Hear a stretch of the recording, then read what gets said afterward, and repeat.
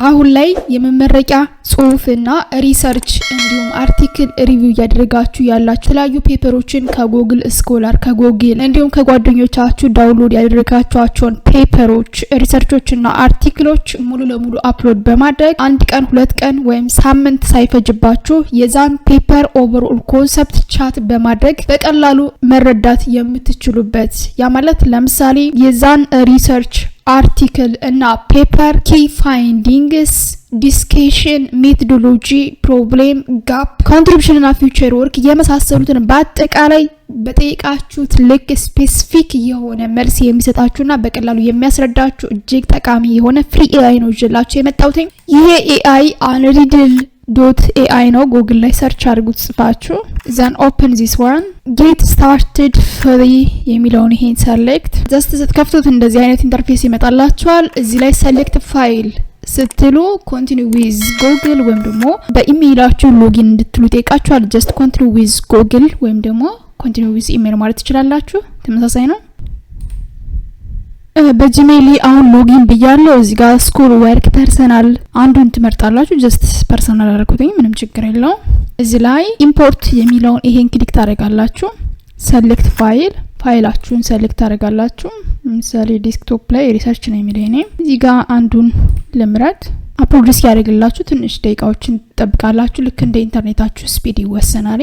አፕሎድ አድርገው ጨርሷል። RFID ወይም ደግሞ ራዲዮ ፍሪኩዌንሲ አይዴንቲፋየር ቤዝድ ስቱደንት አቴንዳንስ ማኔጅመንት ሲስተም ነው። ፔፐሩን ወደዚህ ስክሮል ያደርጋችሁ እንደዚህ ሙሉ ማየት ትችላላችሁ። በጣም ሂውጅ የሆነ ፔፐር ነው። የተለያዩ ጥያቄዎችን በመጠየቅ ጀነራል ኮንሰፕቱን በቀላሉ መረዳት ትችላላችሁ። ለምሳሌ ኪ ፋይንዲንግ ኦፍ ዚስ ፔፐር ዘን እችኛዋን ክሊክ በማድረግ ትጠይቃላችሁ።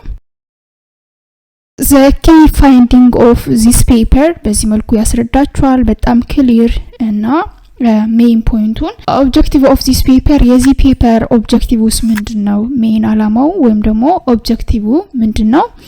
ስፔሲፊክ ኦብጀክቲቭን በደንብ ክሊርሊ እዚህ ላይ ይጽፋል። the objective of the paper is to address the recurrent lecture attendance mentoring problem in developing country using RFID technology. The paper aim to eliminate the time wasted during the manual collection of the attendance, allocate appropriate attendance score, provide a less እና የመሳሰሉትን ክሊርሊ በዚህ መልኩ ይጽፍልና ሜቶዶሎጂ ኦፍ ዘ ፔፐር የዚህ ፔፐር ሜቶዶሎጂ ምንድነው? ጋፑ ምንድነው? ፊውቸር ወርኩ ምንድነው? አጠቃላይ ፋይንዲንግ ሪዛልቱስ ምንድነው? ያመጡት ሪዛልት ኮንትሪቢዩሽንስ የሚለውን እያንዳንዱን ወይም ደግሞ ኢንትሮዳክሽኑን ከፈለጋችሁ በመጻፍ በመትፈልጉት ወይ ምን ማድረግ ትችላላችሁ? ቻት ማድረግ ትችላላችሁ።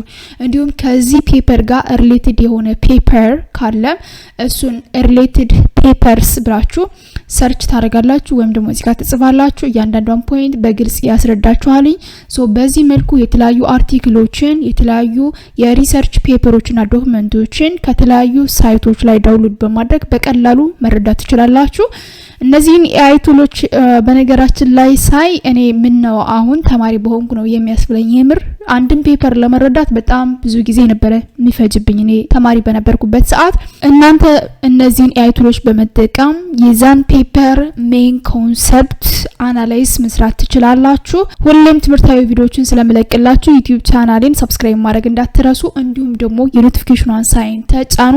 ሐሳብ አስተያየታችሁን በኮሜንት ሴክሽን ጻፉልኝ። በሌላ ቪዲዮ በሌላ ታይም እስክንገናኝ መልካም ጊዜ። ባይ ባይ።